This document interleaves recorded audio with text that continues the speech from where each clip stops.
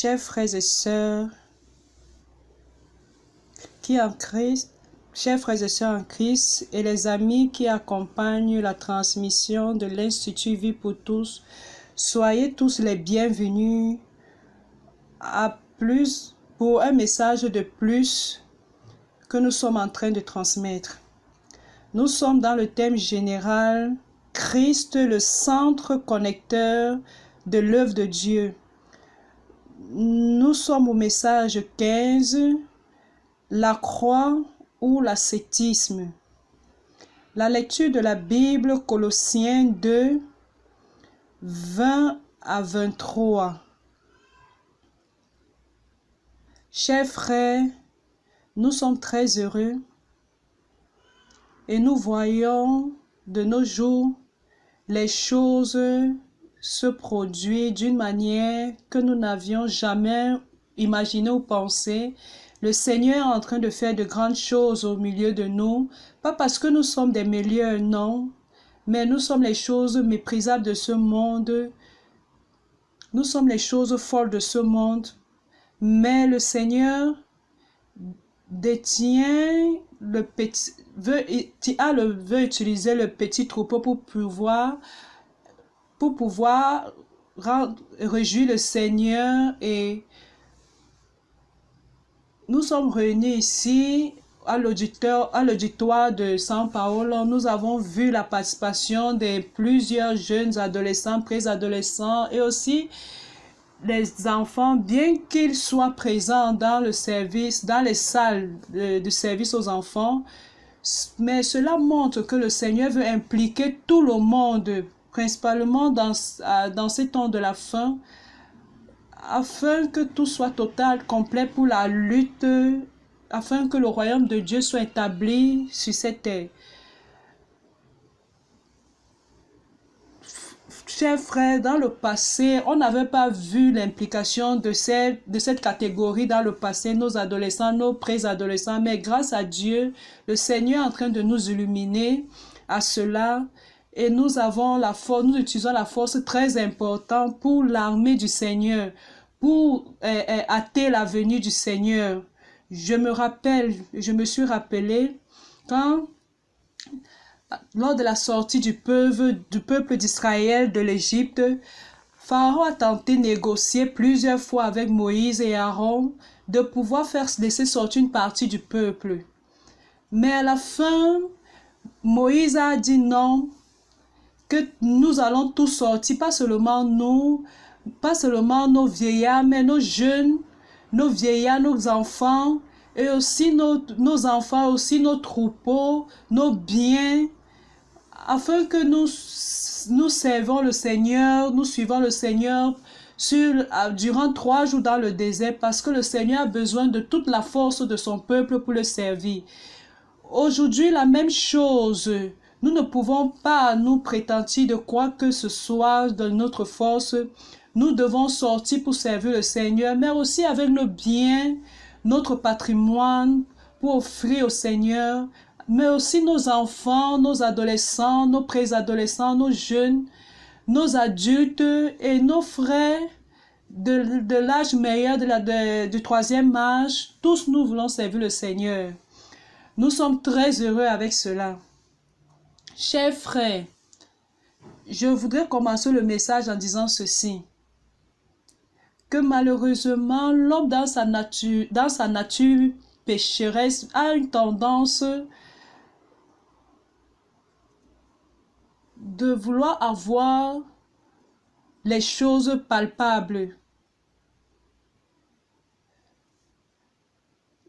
les choses plus visibles à ses yeux de cette terre. Mais nous sommes habitués à vivre pendant des années sur le plan terrestre. Et nous nous habituons à voir les choses avec nos yeux, les choses visibles. Et nous croyons seulement quand nous parvenons à voir. Mais grâce à Dieu, ces jours nous croyons au Seigneur Jésus, quelque chose de surnaturel s'est passé avec nous. Quand nous croyons à la parole de Dieu, qui est la parole de la vérité de l'Évangile, Nous avons reçu une nouvelle vie quand nous avons cru au propre Seigneur Jésus-Christ. Il est entré en nous et par le moyen de notre foi, de la parole de l'Évangile, quelque chose est né en nous, quelque chose qui est appelé notre foi. Je ne sais pas si vous avez cette perception, mais aujourd'hui, après que vous ayez cru au Seigneur, à la parole de l'Évangile, que quelqu'un vous a prêché, il est né en vous cette foi, ta foi. Au moyen de cette foi, cher frère, tu n'as plus besoin de vivre comme tous les hommes sur cette terre vivent, sur le plan terrestre, sur le plan visible. Nous pouvons avoir accès par la foi aux choses d'un autre monde. Nous pouvons avoir accès à la foi, aux choses de la dimension de la foi. Aujourd'hui, frère, nous ne vivons plus par ce que nous voyons. Nous ne voyons plus seulement au niveau du plan terrestre. Nous vivons ce que, à travers notre foi, nous vivons des choses spirituelles, des choses à la dimension de Dieu, à la dimension de l'éternité. Mais malheureusement, bien qu'étant chrétien, ayant déjà gagné ce grand présent qui est notre foi du Seigneur, et que nous pouvons vivre à travers des choses d'une autre dimension, mais nous sommes habitués à vivre encore avec des choses sur ce plan terrestre, des choses visibles. Nous avons encore cette tendance à vouloir retourner aux choses palpables de cette dimension qui est la nôtre. D'ici, chers frères, c'est là où ont surgi plusieurs questions du côté de l'idolâtrie. Avec l'idolâtrie, c'est difficile d'adorer un Dieu invisible. Nous avons besoin d'une image, d'une structure, nous avons besoin de choses visibles. On dit voici ce Dieu et vous adorez cela. Vous avez besoin de quelque chose de palpable. Nous sommes en train d'utiliser cet exemple grossier pour pouvoir vous donner un entendement que les hommes veulent des choses palpables. Donc, frère, quand l'homme ne vit pas dans la sphère de la foi, alors il commence à rechercher les choses pour remplacer les choses de l'ère de la foi. Frère, quand nous arrivons au niveau de la foi, c'est parce que Christ y est arrivé. Quand Christ est arrivé, la loi même qui servait à l'Ancien Testament au peuple d'Israël comme un tuteur, un support pour pouvoir garder un peuple jusqu'à l'arrivée de Christ, jusqu'à l'arrivée de la foi. Alors que cela soit décrit dans le livre de Galates, quand est venue la foi, il n'y a plus rien, il n'y a plus de raison à pouvoir se tenir sur ce support-là. Seulement que la foi n'est plus palpable pour celui qui vit à la sphère de la terre. La foi est palpable pour celui qui vit à la sphère de la foi. Encore, l'homme préfère l'œuvre pour Dieu. Fait l'œuvre comme par ses œuvres, il pourrait atteindre le niveau de la spiritualité ou pourrait être agréable aux yeux de Dieu, mais pas par l'écoute de la foi que nous avons reçu par l'Esprit, pardon. C'est pas l'écoute de la foi que nous avons reçu l'Esprit. Ce n'est pas pour des choses que tu fais à l'Éternel que tu atteins quelque chose ou tu réalises quelque chose pour Dieu. Malheureusement, cela est en nous, cela est emprisonné en nous. Par exemple, certains chrétiens, même certains leaders, pensent que pour leur habileté, de prêcher un bon message, d'être éloquent, il peut être en train de faire l'œuvre de Dieu. Mais l'œuvre de Dieu n'est pas faite à la sphère terrestre, sur le plan terrestre. L'œuvre de Dieu est faite à la sphère spirituelle. Et quand nous sommes à la sphère spirituelle, c'est au moyen de la foi. Nous avons accès aux choses là où Dieu est, là où Christ est. Nous avons accès aux choses spirituelles et celui qui fait l'œuvre, c'est Dieu. Ce n'est pas l'homme avec sa capacité humaine. Mais malheureusement, l'homme ne croit pas en cela. C'est difficile. C'est pour cela que surgissent toutes ces choses qui sont traitées dans le livre de Colossiens. Pas le manque de vivre par la foi, et vivre la foi vient par la parole. Ce n'est pas quelque chose d'abstrait, ce n'est pas quelque chose de vide de ce monde. Elle vient simplement par la parole. Romains 10, 17 dit que la foi vient par l'écoute de la parole de Christ. Alors, de la manière dont a surgi la première foi à vous, c'est quand vous avez écouté la parole de la vérité de l'évangile. Ceci se trouve à Colossiens, chapitre 1, verset 5. À cause de l'espérance qui vous est réservée dans les cieux, et que la parole de la vérité, la parole de l'évangile vous a précédemment fait connaître. Frère, c'est la parole de la vérité de l'évangile que vous avez écoutée, que vous avez cru, qui a produit la foi en vous. Alors, frère, le verset 4 dit, ayant été informé de votre foi en Jésus-Christ. Cela veut dire votre foi survient au moment où nous écoutons la parole de la vérité de l'évangile. Nous obtenons cette foi en nous, grâce à Dieu. Et cette foi se basera toujours sur la parole de Dieu. D'où l'importance de la parole prophétique. Nous avons la Bible qui est la parole de Dieu sans aucun doute. Nous devons vivre à l'intérieur de la parole de Dieu, de la Bible. Mais Dieu utilise la Bible au travers de ses prophètes ou à travers des apôtres. Il vous parle une parole vivante qui est la voix du Seigneur en ce moment-là. Et toujours basée dans la parole, la Bible. Quand nous écoutons la parole prophétique et quand nous croyons en elle et nous exerçons notre foi, nous sommes amenés à une autre dimension. Nous sommes amenés à la dimension où il y a Dieu.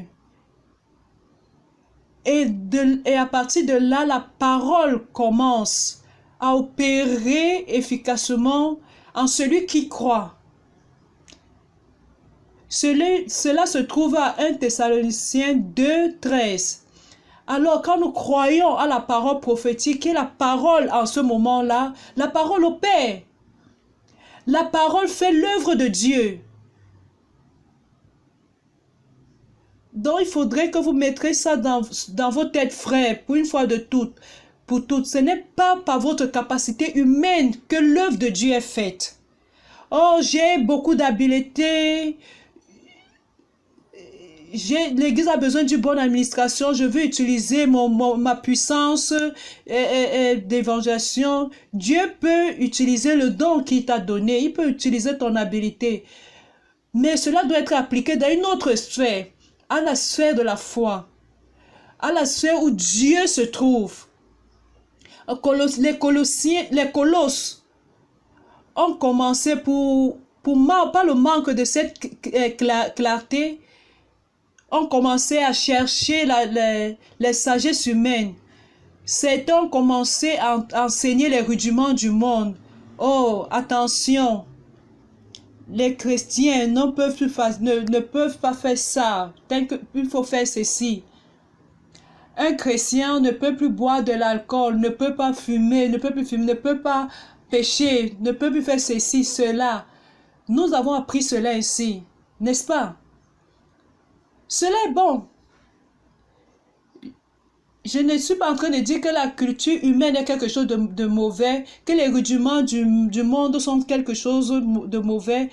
La tradition du monde des hommes ne dit pas que tout est mauvais. Ce sont des choses bonnes, mais ne prenez pas cela pour remplacer notre vie dans la foi. Je ne sais pas si vous êtes en train de me comprendre. Nous avons une tendance de prendre ces choses bonnes de la terre et remplacer avec Christ. Nous ne pouvons pas changer, prendre ça pour remplacer Christ. Ainsi a surgi une culture orientale.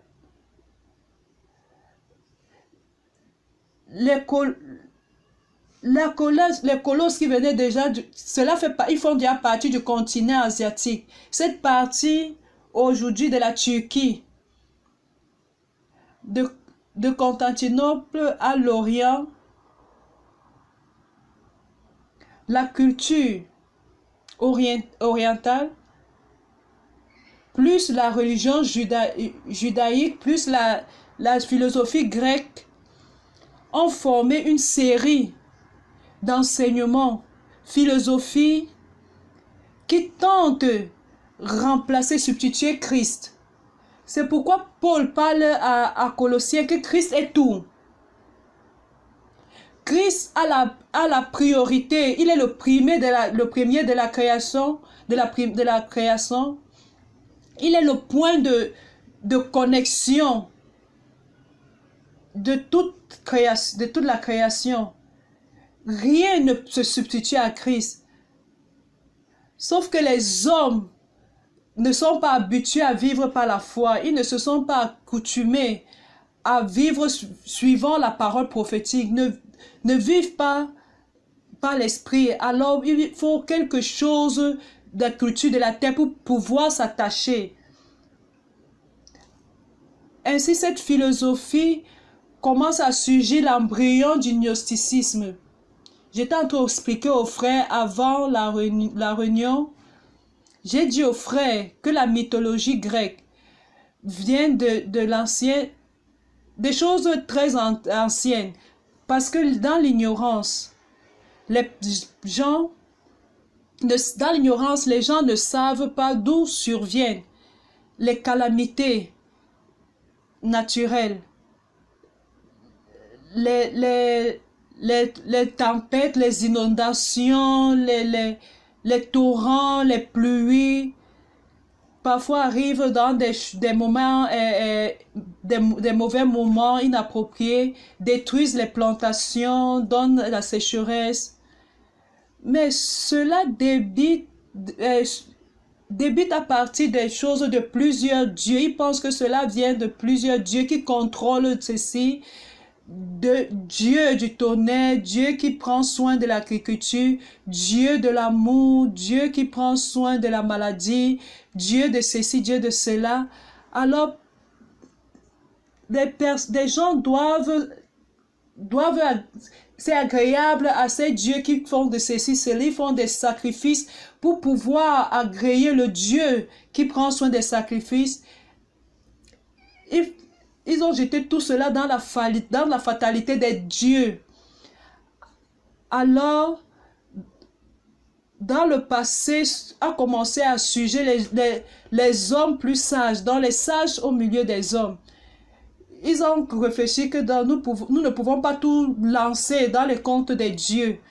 Nous devons chercher au travers de la philosophie pour des réponses à ces choses. C'est de là qu'a surgi la philosophie grecque. La philosophie grecque vient de la recherche des réponses aux questions de l'homme que l'homme a. D'où la raison quelle est la raison de l'existence humaine? Pourquoi les hommes souffrent tant?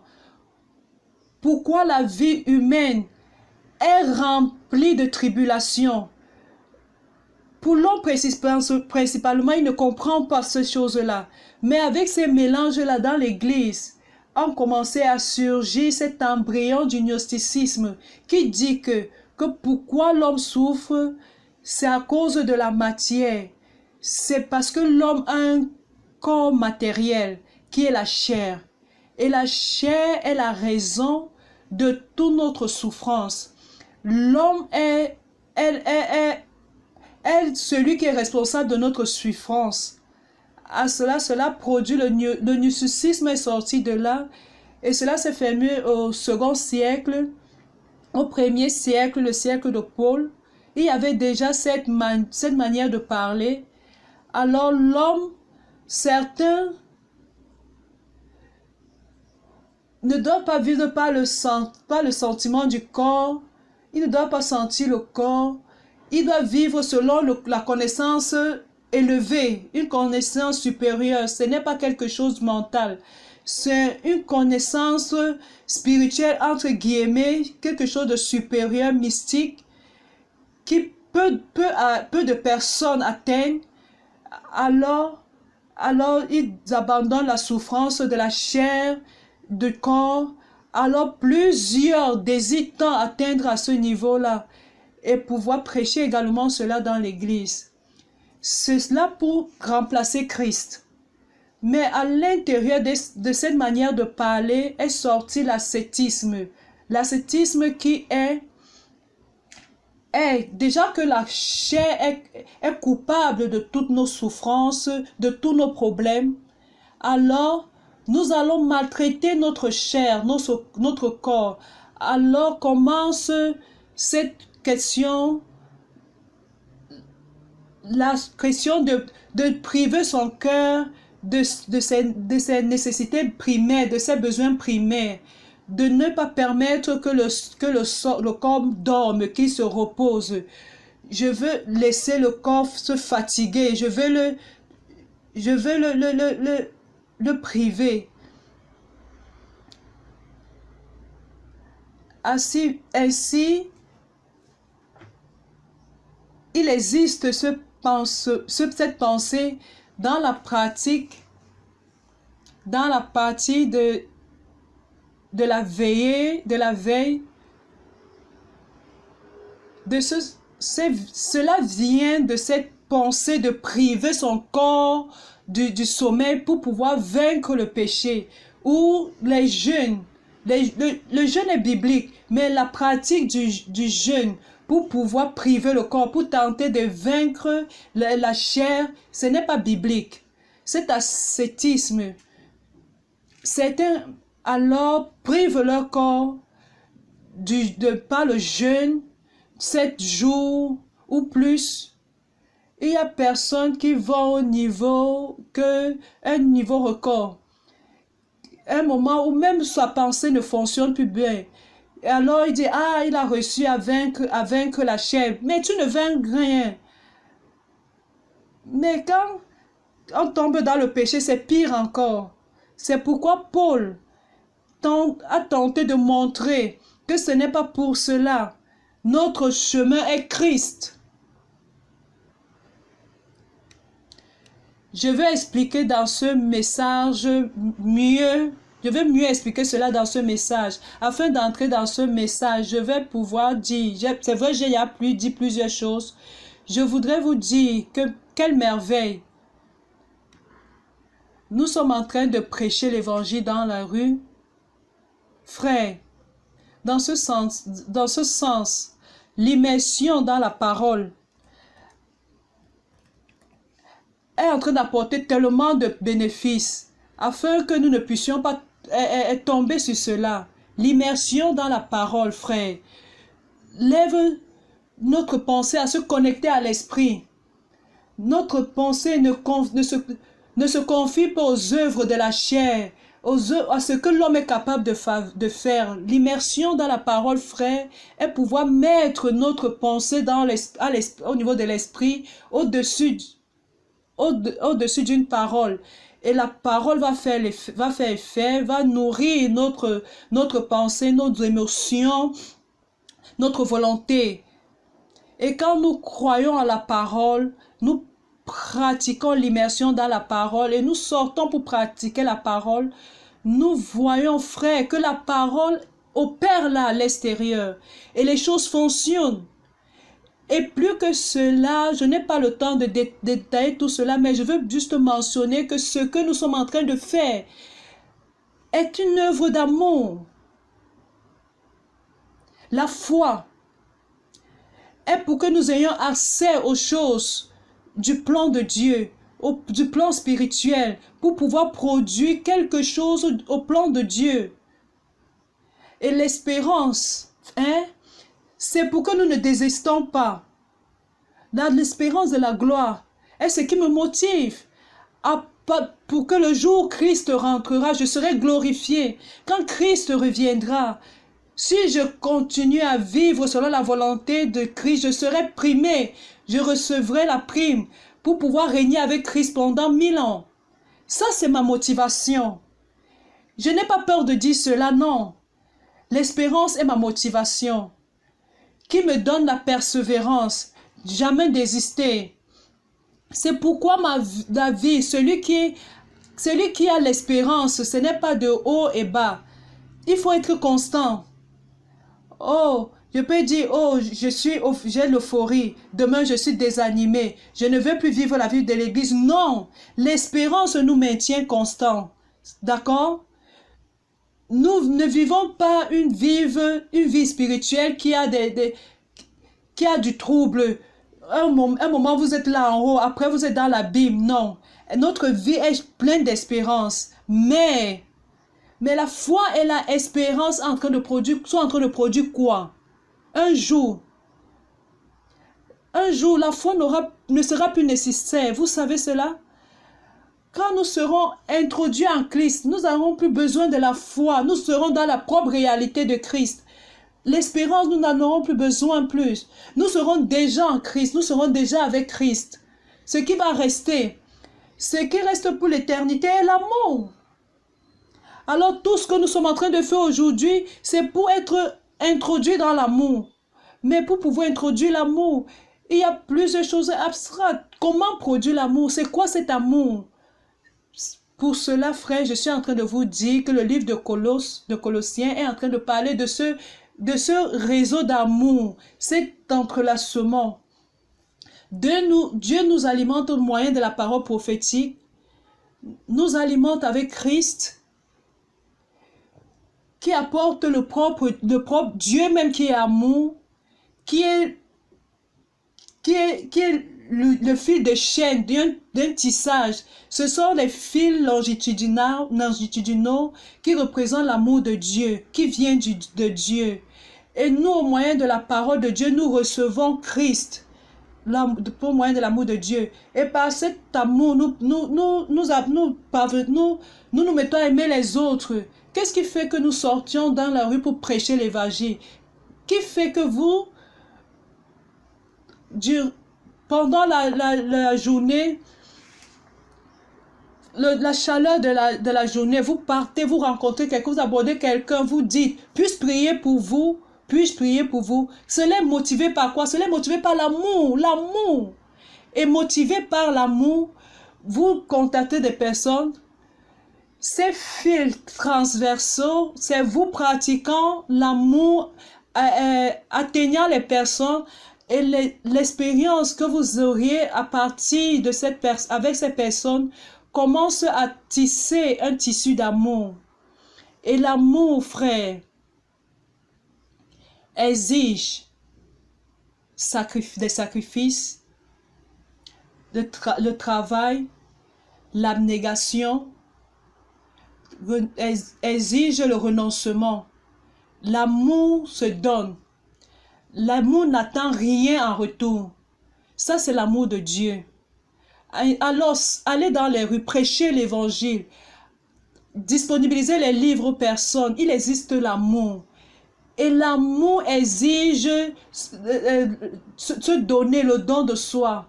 À travers de cela, ça va produire une histoire merveilleuse dans la rue même, une histoire d'amour. Et ces expériences que nous sommes en train d'avoir dans la rue, sauvant des personnes, et les personnes des expériences avec Dieu, jamais cette histoire ne sera effacée. Cette histoire reste pour l'éternité. Au point où, à ce moment-là, si tu restes à la maison, tu dors, tu n'auras aucune histoire à raconter. Alors, frère, grâce à Dieu, de là où vient tout cela, le principe est la parole. Pour cela, frère, l'ennemi de Dieu va attaquer la parole.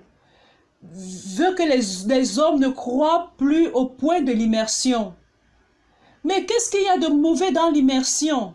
L'immersion, frère, c'est la parole de Dieu. L'immersion est ruminer la parole de Dieu. Elle vise à renouveler notre pensée, mettre notre pensée au niveau de l'esprit. L'immersion nous fait ouvrir notre pensée pour que le fleuve de la grâce puisse rentrer dans notre âme. Qu'est-ce qu'il y a de mauvais dans l'immersion? Mais l'ennemi de Dieu veut attaquer. Donc, grâce à Dieu, chaque fois, les églises de Dieu sont en train d'entrer et l'œuvre de Dieu est en train de se réaliser, non seulement en Amérique du Sud, mais c'est en train d'aller dans d'autres continents. Plusieurs frères du continent africain sont ici. Demain, plusieurs viendront encore. Et plus ils viendront encore, qu'est-ce que cela est? Nous allons changer le continent africain, complètement le continent africain. Dans ce continent, les gens vont voir qu'il est en train de s'écrire une histoire d'amour au moyen du réseau de l'amour. Aussi en Europe, Mauricio. Ce continent qui est considéré comme froid, que personne ne veut plus de Dieu, ni de la parole de Dieu. Les personnes sont sédentaires à cela. Le continent américain, de l'Amérique centrale, du Porto Rico. Alléluia, nous avons le continent océanique, nous avons l'Australie. Viendront certains du Timor-Leste, nous entrerons en Asie, pas l'Asie du Sud. Grâce à Dieu, il y a certains frères qui sont venus de la Corée, sont ici. Grâce à Dieu. Ce dont je rêvais, il y a déjà 2 jeunes, un frère plus mature, qui est sorti de la boîte, qui est disposé à pouvoir faire le colportage en Corée. Mais qu'est-ce qui est en train de faire cette œuvre? Si nous étions sur le plan terrestre, cela n'arrivera jamais. Nous n'avons pas la capacité de faire cela. Mais pour que nous ayons justement un autre plan, le plan de la foi, le plan de Dieu, pas la parole prophétique. Dieu est en train de rencontrer le canal pour faire son œuvre. Cela est en train d'atteindre le monde entier. Le Seigneur est en train de revenir. Plusieurs chrétiens sont perdus. Ils sont en train de vivre comme au temps de Noé, buvant, se mariant comme si rien ne se passait. Le retour du Seigneur est à la porte. Maintenant, je vais retourner au message. D'accord? Oh Seigneur Jésus. Aujourd'hui, j'ai déjà commencé tard. Je vais lire ce que j'ai préparé pour gagner un peu du temps. Ascétisme fait partie des rudiments du monde que Paul parle dans le livre de Colossiens. Ascèse ou les ascétiques, c'est un exercice spirituel. Les ascétiques considèrent la pratique de l'ascétisme comme un exercice spirituel pour pouvoir se libérer de l'envie de la chair. C'est une pratique qui vise au développement spirituel, qui consiste au renoncement au plaisir du corps, à ce sentiment, à la non-satisfaction de sa nécessité basique, privant le corps de ses besoins de base.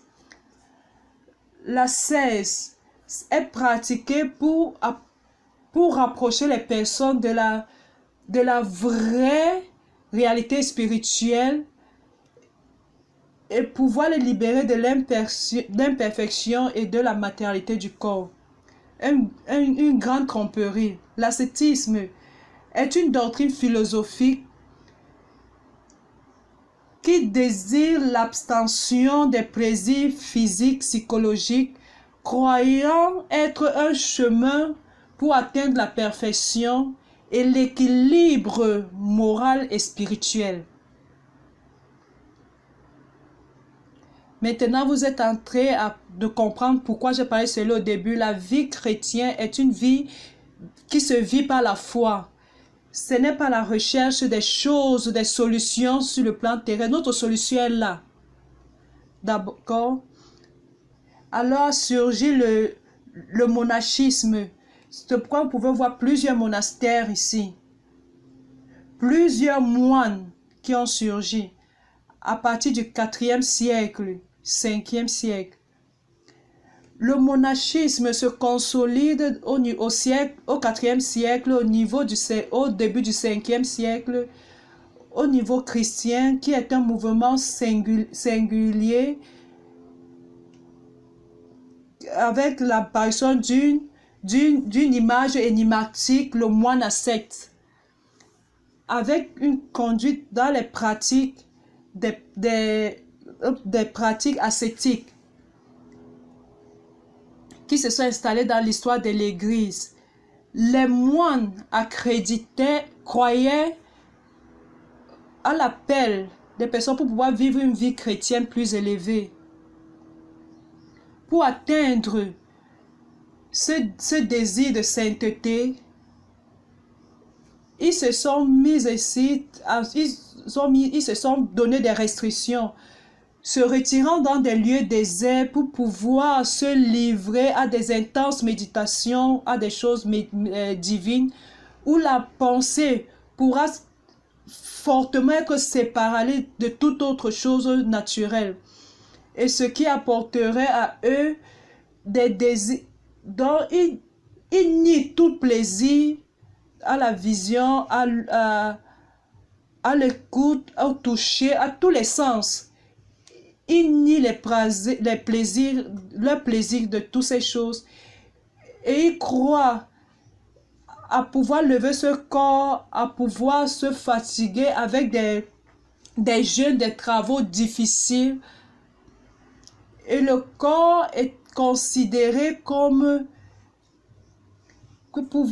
à ses aspirations spirituelles pour pouvoir réprimer ou refroidir les sens du corps, exécuter avec des régimes très forts, s'abstenant ainsi du sommeil, des aliments, jusqu'à se fatiguer. Regardez les pièges de Satan.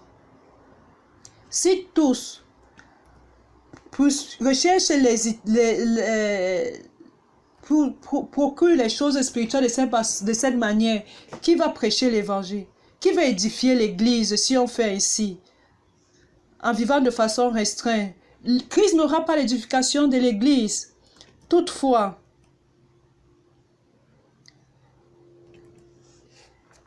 et la Bible dit mortifier les choses du corps, mais maintenant je veux entrer.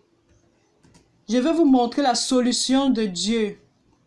La solution de Dieu n'est pas l'ascétisme, ce n'est pas le monachisme.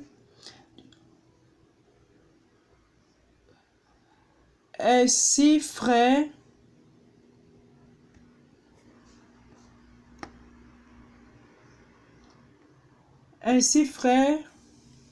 Romains 8, 13, nous ne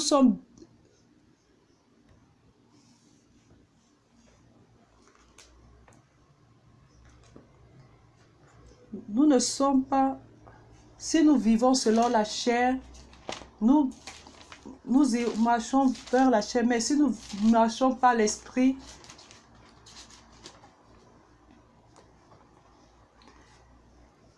Ainsi donc, frères, nous ne sommes point redevables à la chair pour vivre selon la chair. Si vous vivez selon la chair, vous mourrez. Mais si par l'esprit vous faites mourir les actions du corps, vous vivez. La volonté de Dieu, ce n'est pas faire mourir le corps. Dieu veut utiliser notre corps. C'est avec notre corps qui va nous aider à faire l'œuvre le travail de Dieu. C'est avec notre corps que l'Église sera édifiée. Dieu veut faire mourir les actions du corps, afin que vous puissiez vivre pour Dieu. Car tous ceux qui sont conduits par l'Esprit de Dieu sont fils de Dieu. Ce que nous devons apprendre, frères, c'est nous laisser conduire par l'Esprit de Dieu. Mais là où je veux arriver, c'est que Dieu a préparé une solution pour ce problème d'angoisse de notre corps, de la chair. Notre chair, réellement, est la chair du péché. Mais comment nous libérer de la chair? Ce n'est pas en maltraitant notre corps. Ce n'est pas en essayant de tuer notre corps. C'est faire mourir les actions du corps. Et comment faire mourir les actions du corps? Là, je vais vous apporter la solution de Dieu. Ce que je voudrais vous dire en premier, c'est que le corps n'est pas... Dieu n'est pas n'est pas notre corps. Il ne haït pas notre corps. 1 Corinthiens 6,15. Ne savez-vous pas que vos corps sont des membres de Christ? Savez-vous cela? N'haïssez pas votre corps, parce que votre corps sont membres de Christ. Dieu veut utiliser vos corps comme membres de Christ. Solution de Dieu, c'est seulement ce que veut lire. Romains 12, 1. Je vous exhorte donc, frères, par les compassions de Dieu, à offrir vos corps comme un sacrifice vivant, saint, agréable à Dieu, ce qui sera de votre part un culte raisonnable. Que veut dire présenter notre corps, mettre notre corps à la disposition de Dieu? Satan veut détruire le corps, veut annuler le corps, mais Dieu veut utiliser ce corps. Dieu veut que nous présentons notre corps comme un sacrifice vivant, saint, agréable à Dieu. Alors, quand vous présentez vos corps pour exercer, vous offrez votre corps pour exercer l'esprit, parce que l'esprit a besoin de votre corps pour s'exercer. Votre bouche a besoin d'invoquer le nom du Seigneur. Si votre bouche n'invoque pas, comment l'esprit va exercer? Oh Seigneur Jésus, oh Seigneur Jésus. Alors ton corps fait la volonté de Dieu. Ton corps t'amène à exercer l'esprit et à faire l'immersion dans la parole. Et ce corps va t'amener à l'exercice de l'immersion à la parole de Dieu. Ton esprit se renouvelle. Ta pensée s'ouvre et Dieu parvient à faire Christ flouer dans ton âme et prendre possession de ta pensée, tes émotions et ta volonté. Et quand tu es touché, tu sors pour prêcher l'évangile. Tout cela a besoin du corps. Si le corps n'existe pas, il ne va pas prêcher l'évangile. Tu vas dans la roue prêcher l'évangile après avoir fait l'immersion. Tu utilises la parole prophétique, tu sauves quelqu'un, et puis tu sauves un mariage qui était détruit. Nous sommes en train de voir chaque jour des miracles. Qu'est-ce qui va se passer? Vous êtes en train de comprendre la volonté de Dieu. Tu commences à pratiquer ce que tu vas comprendre. Tu commences à comprendre quoi est la bonne... Tu commences à comprendre ce qui est saint, agréable et bon pour Dieu. C'est un service qui est bon, ce n'est plus un service conventionnel où vous restez à la maison, vous priez, vous regardez, vous restez à la maison. Non, vous devez aller dans les rues. Oh Seigneur. Colossiens 2, 20. Il est écrit, si vous êtes morts avec Christ au rudiment du monde, pourquoi, comme si vous viviez dans le monde, vous impose-t-on ces préceptes? Paul est en train de donner le chemin de la solution à notre corps qui nous amène à pécher. La solution est mourir en Christ. Ce n'est pas retourner aux règles de conduite qui sont les rudiments du monde qui nous sont offerts. Non, nous n'allons pas nous soumettre au...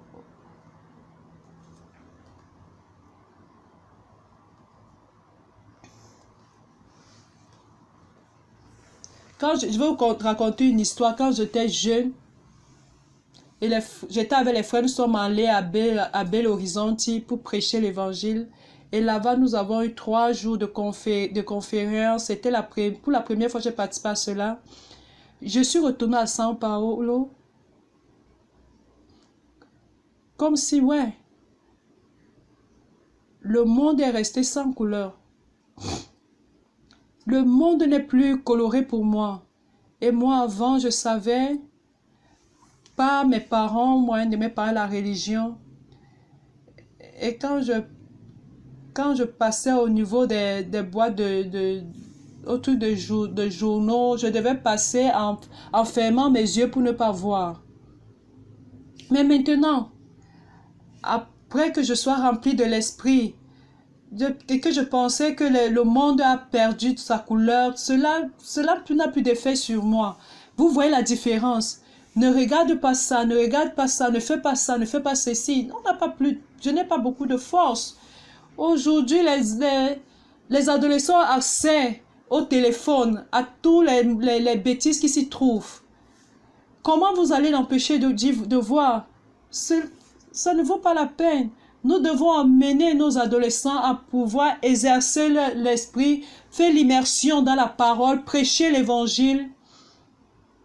Alors ils découvriront ce qui est bon, agréable et parfait à la volonté de Dieu. Alors cela n'est pas... Cette solution ne fait plus ça, ne fait pas ça, n'a pas de force.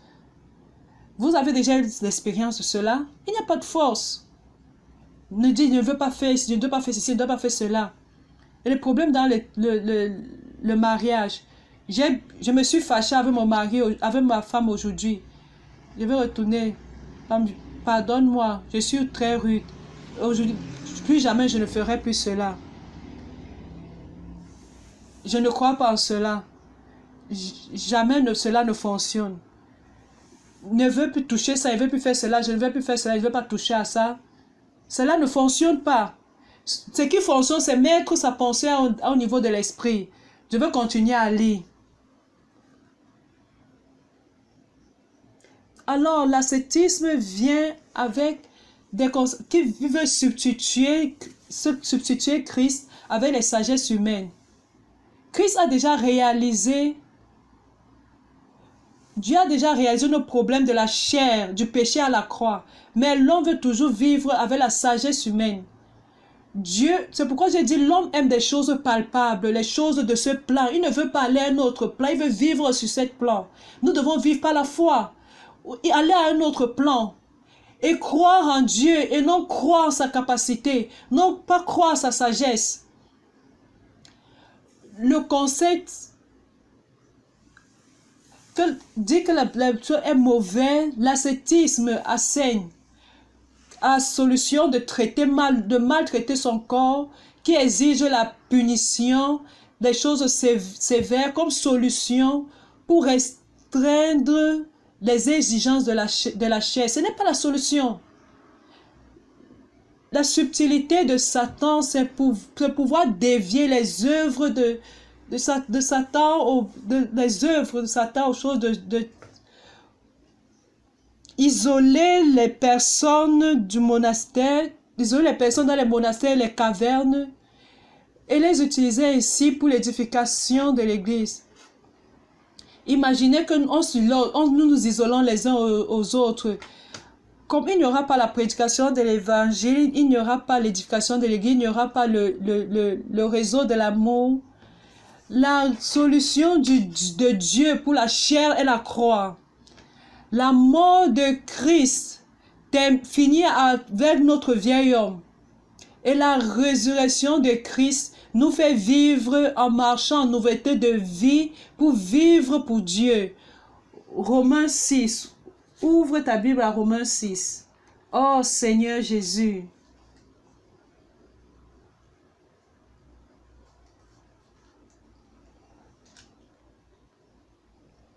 Nous avons donc été ensevelis avec lui par le baptême de sa mort, afin que comme Christ est ressuscité des morts par la gloire du Père, de même nous aussi nous marchions en nouveauté de vie. Frères, ceci nous révèle de marcher au niveau supérieur où l'homme ne peut pas arriver. La vraie vérité n'est pas au niveau du gnosticisme. Ce n'est pas dans les personnes illuminées qui nous visent à vivre dans la chair. Ce n'est pas ça la solution. Frère, nous pouvons vivre en nouveauté de vie, la vie de Dieu dans une autre sphère. Pourquoi? Verset 7. En effet, si nous sommes devenus une même plante avec lui par la conformité de sa mort, nous le serons aussi par la conformité à sa résurrection. Verset 6. Sachant que notre vieil homme a été crucifié avec lui. Pas que ça a déjà eu lieu.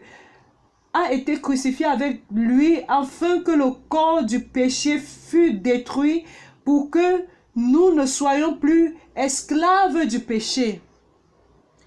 Si vous voulez détruire, frère, votre corps, ne le détruisez pas ici. Christ l'a déjà détruit. Le corps du péché. Ce corps de la chair qui pêche. Christ l'a déjà détruit pour que nous ne servons plus, nous ne soyons plus esclaves du péché. Que vous pratiquez l'ascétisme, que vous veillez de jour et nuit, vous faites les jeûnes de 30 jours, presque vous mourrez presque. Ne laissant pas votre corps se réaliser. Vous êtes déjà libéré.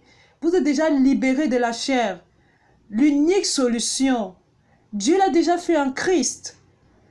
Christ, quand il a été crucifié, il a crucifié notre chair. Ce n'est pas vrai? Oh Seigneur Jésus. Alors frère, le verset 3 dit, ignorez-vous que nous tous qui avons été baptisés en Jésus-Christ et en sa mort, que nous avons été baptisés. Je vais expliquer ce verset un tout petit peu rapidement.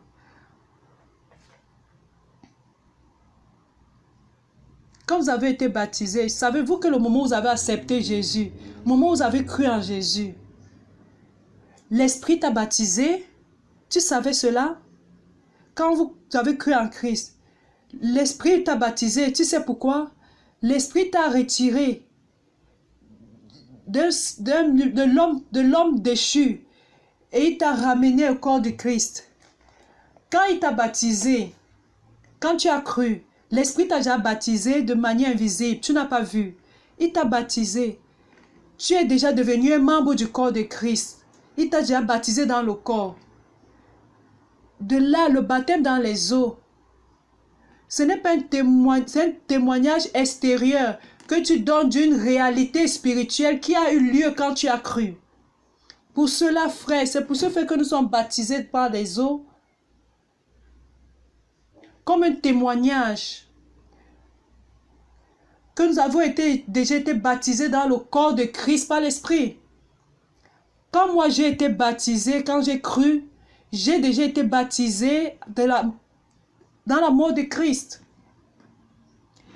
Je me suis déjà uni à la mort de Christ. Je me suis déjà identifié à Christ. Quand Christ est allé à la croix, et je suis allé ensemble avec lui. Qui croit en cela? Vous avez été déjà crucifié avec Christ.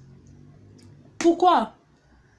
Parce que quand Christ a été ressuscité, aussi nous avons été unis avec lui à sa résurrection. Et maintenant, frères, moi et vous, nous n'avons plus besoin de vivre au niveau de la sphère charnelle.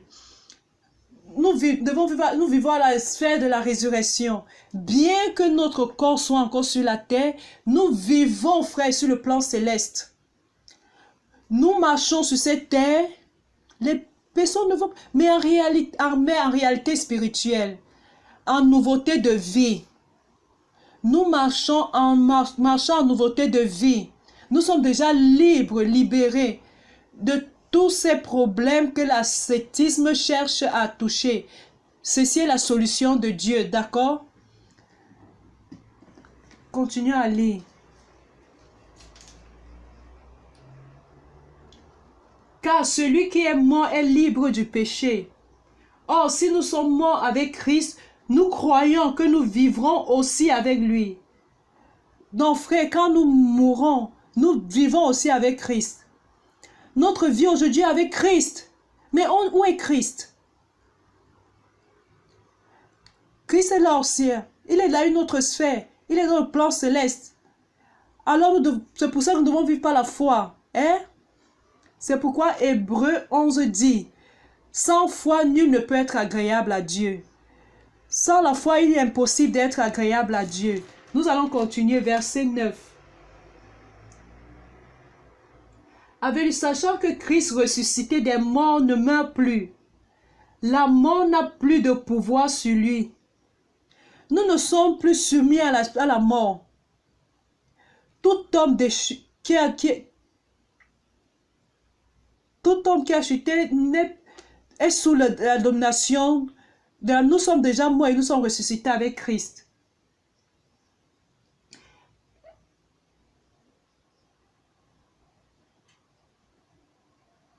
Car il est mort et c'est pour le péché qu'il est mort une fois pour toutes. Il est revenu à la vie et c'est pour Dieu qu'il vit.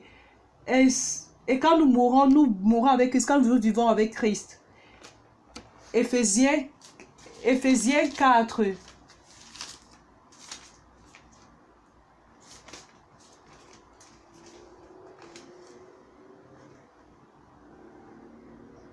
Le verset 22 dit: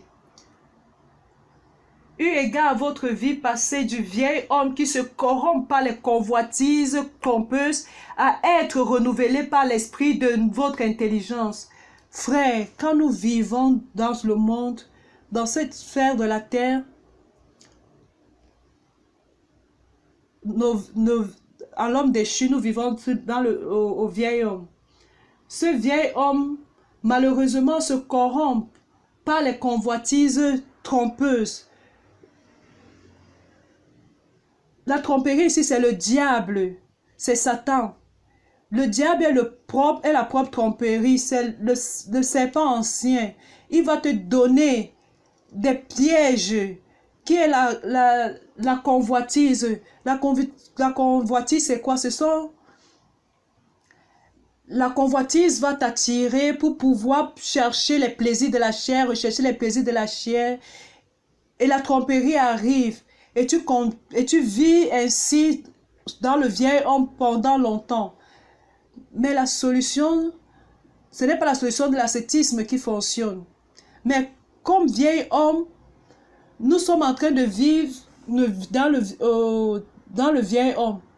Et le vieil homme, il vivait individuel. Nous sommes dans l'individualisme, mais maintenant, le verset 23, à être renouvelé dans l'esprit de votre intelligence. Grâce à Dieu, notre intelligence a été renouvelée et cela est en train d'être envahi par le fleuve de la grâce. Et qu'est-ce qui se passe? Et à revertir l'homme nouveau. Et cet homme nouveau maintenant n'est plus individuel, il est collectif. Ce nouveau homme est le corps du Christ, est l'Église, est la nouvelle création. Alors nous sommes reconnectés à un autre niveau, au niveau de la nouvelle création, au niveau du nouvel homme. cet homme nouveau est créé selon Dieu en justice et sainteté qui produit la vérité. Le nouveau homme est constitué de la propre vérité et la propre réalité vit au niveau de la justice et de la sainteté. Frère, Dieu veut nous transférer du vieil homme individuel à l'homme nouveau qui est collectif, qui est l'Église, qui est le corps de Christ, qui est la nouvelle création. Oh Seigneur Jésus. Chapitre 2, versets 15 à 16 d'Éphésiens, qui dit ceci. Ayant anéanti par sa chair la loi des ordonnances dans ses prescriptions, afin de créer en lui-même avec les deux un seul homme nouveau, en établissant la paix et de les réconcilier l'un et l'autre en un seul corps avec Dieu par la croix, en détruisant par elle l'inimitié.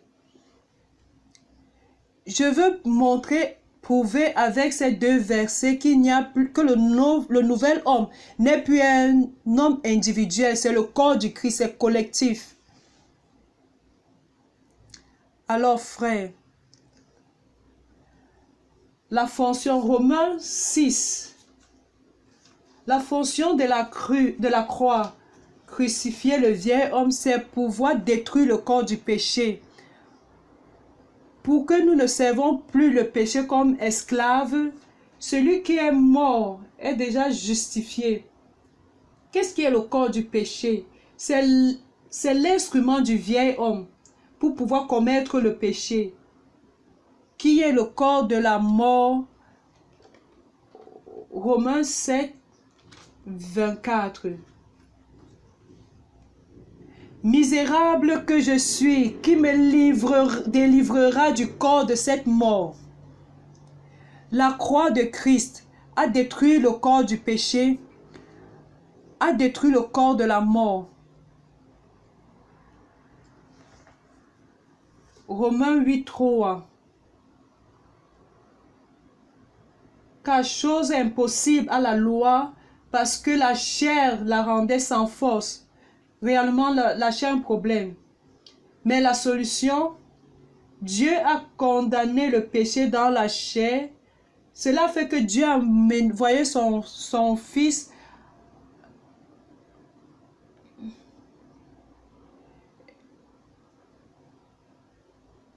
chose impossible à la loi parce que la chair la rendait sans force. Dieu a condamné le péché dans la chair. Le problème est au niveau de notre chair. La chair a besoin d'être rachetée pour que nous soyons libres de la chair. Mais la solution, c'est la croix de Christ. Jésus-Christ est venu sur cette terre. C'est la parole qui s'est faite chair. Il est venu prendre la même forme de la chair. Sauf qu'il ne peut pas avoir le péché. N'est-ce pas? Mais cette chair qu'il est venu prendre, elle a le péché, est la chair du péché, mais Dieu est si sage qu'il a fait prendre, il a pris la chair, il a pris la forme semblable de la chair. Une est la chair du péché, mais l'autre est semblable. Christ est venu prendre quelque chose semblable à la chair du péché, mais quand il est allé à la croix, il a détruit. Qu'il allait à la croix, il a amené la chair, il a condamné, Dieu a condamné le péché à la croix. Donc, ceci est la solution de Dieu. 1 Corinthiens 6. Lisons d'abord Romains 6, 13. Romains 6, 13. Dieu veut utiliser notre corps. Ne livrez pas vos membres au péché comme des instruments. Allons nous livrer voulons nous offrir notre corps. Ne faisons pas comme les ascètes qui veulent détruire la chair. Ne livrez pas vos membres au péché comme des instruments d'iniquité, mais donnez-vous vous-même à Dieu comme étant vivants de mort que vous étiez, et offrez à Dieu vos membres comme des instruments de justice. Nous allons offrir nos corps à Dieu. Seigneur, ma bouche est ici pour toi. Mon écoute, mes yeux, mes oreilles, mes pieds, tout mon cœur t'appartient. Utilise comme instrument de justice. 1 Corinthiens 6, 15.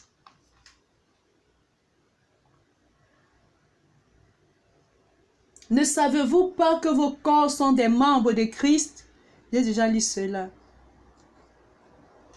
1 Corinthiens 9, 27. Mais je traite durement mon corps et je le tiens assujetti de peur d'être moi-même rejeté après avoir prêché aux autres. Ceux qui font mourir le corps, ils disent que c'est l'ascétisme, ou fait mourir son corps, c'est l'ascétisme. Ce n'est pas ça. Je dois faire de telle manière que mon corps travaille pour Dieu.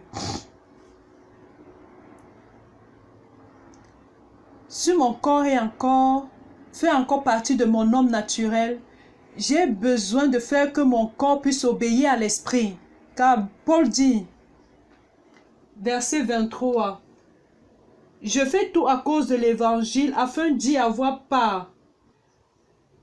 Ne savez-vous pas que ceux qui courent dans le stade courent tous, mais qu'un seul remporte le prix, courez de manière à le remporter. » Pour dire, quand Dieu me dit d'aller dans la rue, je dois faire amener mon corps à obéir à Dieu. Bien que mon corps veuille se reposer, bien que mon corps veuille regarder la télévision, je dois pouvoir déplacer mon corps pour cela, amener mon corps à obéir à Dieu, à faire la volonté de Dieu. D'accord? Alors le péché n'aura plus domination sur nous. Verset 14. Nous ne serons plus sous la loi, mais sous la grâce. Alors les maîtres veulent amener les colosses à pouvoir pratiquer la loi. Colossiens 2, 16 à 17. Que personne donc ne vous juge au sujet du manger ou du boire.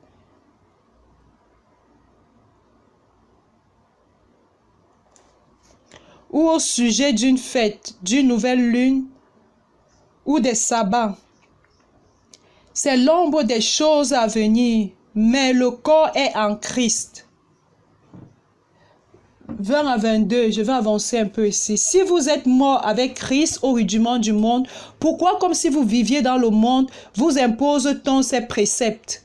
Ne prends pas, ne goûte pas, ne touche pas. Préceptes qui tous périssent par l'usage et qui ne sont fondés que sur les ordonnances et les doctrines des hommes. Ils ont à la vérité une apparence de sagesse. Vous pouvez faire des tentations. Essayez de ne pas toucher à ceci, de ne pas prendre ceci, de ne pas goûter à ceci. Donc, faisant ceci avec les rites, les cérémonies, vous ne pouvez pas prendre ça, toucher ceci, manger ceci. Mais cela finit par disparaître. Alors, frères, la croix de Christ, Galates 2, verset 19. Seigneur Jésus. Galates 2, verset 19. Car c'est par la loi que je suis mort à la loi, afin de vivre pour Dieu. J'ai été crucifié avec Christ. Et si je vis, ce n'est plus moi qui vis, c'est Christ qui vit en moi. Si je vis maintenant dans la chair, je vis dans la foi au Fils de Dieu, qui m'a aimé et qui s'est livré lui-même pour moi.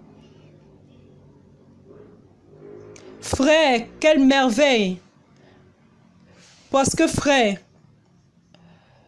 les faux maîtres veulent faire revenir la loi judaïque, la loi juive. Mais je n'ai pas le temps pour pouvoir vous expliquer tout ça. Les cérémonies juives apporté plusieurs influences sur l'histoire de l'Église. Dans ces premiers siècles, il s'est développé des églises à Thyatire au maximum. Se sont développés dans l'église de Thyatire au maximum, ramenant les cérémonies, les rites. Vous savez, dans ce temps-là, dans les temps des premiers siècles, il fallait gagner les païens. Plusieurs païens dans les nations païennes, ils avaient leurs rites, leurs cérémonies, leurs temples, leurs adorations aux dieux. Il y avait des vêtements qu'ils avaient, païens, des choses différentes. Alors, l'histoire de l'Église a alors apporté ces choses de l'Ancien Testament des Juifs dans l'Église. Pourquoi? Pour pouvoir impressionner les païens. Pour dire aux païens, nous avons des temples, des grands temples, des plus grands temples. Si vous allez en Europe, vous allez voir ces temples de plus de 40 mètres de haut. Quand vous entrez, vous paraissez très petit pour montrer la grandiosité de la religion. Alors le païen est émerveillé. Pour pouvoir expressionner les païens, nous allons laisser notre vie païenne, notre manière de vivre est petite, nous allons aller suivre ce qui est si grand. Ainsi, les sacrificateurs là devant sont bien vestis, des vêtements si grands, bien colorés. Alors, frère, dans les premiers siècles, cela a attiré beaucoup de personnes dans l'église. Mais ce n'est pas pour cela. Non, ce n'est pas pour cela. Pour cela. Et cela introduit plusieurs cérémonies dans les églises pour pouvoir attirer des personnes. On doit être attiré par Christ. On doit être attiré par la parole de Dieu. Pour cela, frère, quelle est la solution aujourd'hui, frère? Comment nous pouvons réellement vivre la vie chrétienne qui a vaincu la force du péché, qui a vaincu l'esclavage, la convoitise de la chair? Quelle est la solution? Romains 12, 12.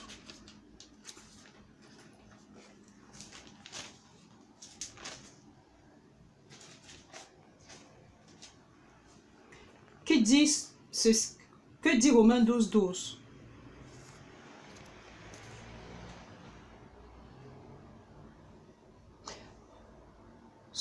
Soyez patients. Pardon, je me suis trompée de chapitre. Romains 8.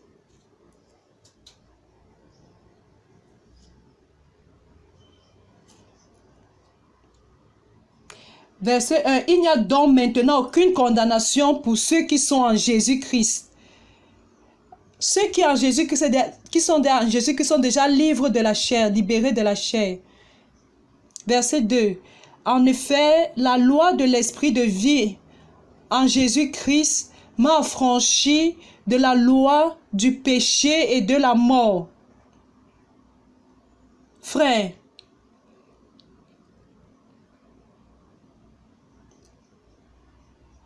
comment parvenons-nous à expérimenter cela au quotidien?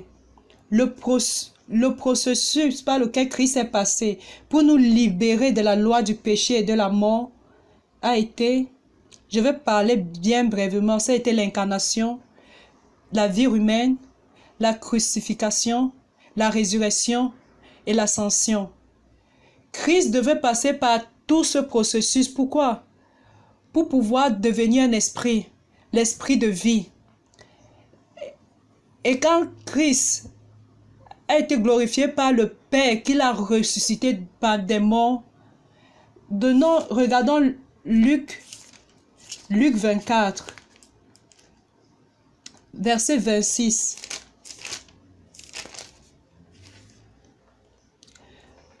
Ne fallait-il pas que le Christ souffrit ces choses et qu'il entra dans sa gloire?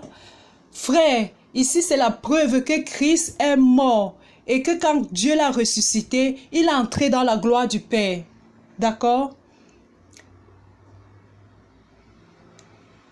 À lui, il a été donné comme esprit. Jean 7, 39. Jean 7, 39 qui dit, il dit cela de l'esprit qui devait recevoir ceux qui croiraient en lui, car le Saint-Esprit n'avait pas encore été donné parce que Jésus n'avait pas encore été glorifié. Vous avez compris? Quand Jésus a été glorifié, il a été glorifié ou dans la résurrection.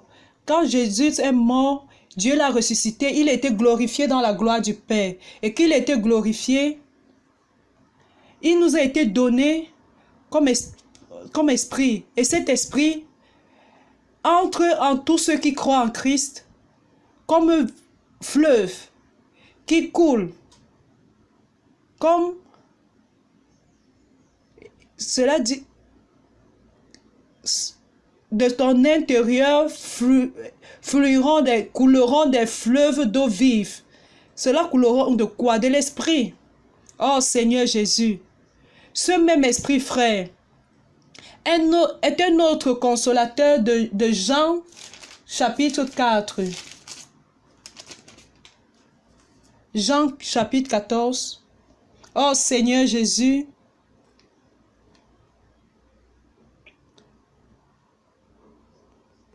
verset 16, je prierai le Père et il vous donnera un autre consolateur afin qu'il demeure éternellement avec vous, l'esprit de vérité que le monde ne peut recevoir parce qu'il ne le voit point et ne le connaît point. Mais vous le connaissez car il demeure avec vous et il sera en vous. Alors ce même esprit de vérité était Jésus qui habitait avec eux, mais qui entrera en lui quand il sera glorifié, qu'il était glorifié. Et ceci dit, ici dit clairement que Jésus est devenu l'esprit de vie après la glorification, après la résurrection. Aujourd'hui, il est l'esprit de vie, est l'esprit qui donne la vie.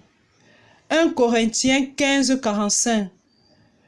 Aujourd'hui, tu as à l'intérieur de toi l'esprit, qui est Christ même, qui est Jésus même, qui a été ressuscité, qui a été glorifié, qui est comme l'esprit vivant en toi.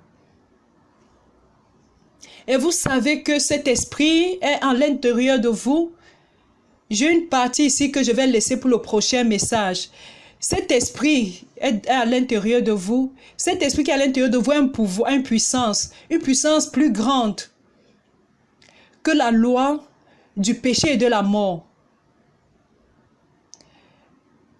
Je vais illustrer cela sous quelle forme? La loi du péché et de la mort est comme la loi de la gravité, que tous nous sommes soumis à cela. Comme nous vivons dans la matière, nous sommes soumis à la loi de la gravité. Cette bouteille, si je la soulève à un demi-mètre, si je laisse, ça va tomber. Parce qu'il y a une loi qui la pousse vers le bas. Mais si je la soulève là jusqu'à 10 000 mètres, 10 000 kilomètres, 10 000 mètres, ça va tomber de la même forme. Mais cela n'a pas d'importance de la manière dont vous élevez l'objet. Par la loi de la gravité, elle va tomber. Cela n'a pas d'importance si vous êtes dans la pratique, sur le plan terrestre, vous pratiquez l'ascétisme, vous pratiquez le gnosticisme. Parce que la loi de la gravité et la loi du péché et de la mort vous tire vers le bas. L'unique manière de pouvoir vaincre cette loi, pour dire aujourd'hui même, si vous vivez dans la chair, vous allez tomber. Mais quel est le secret?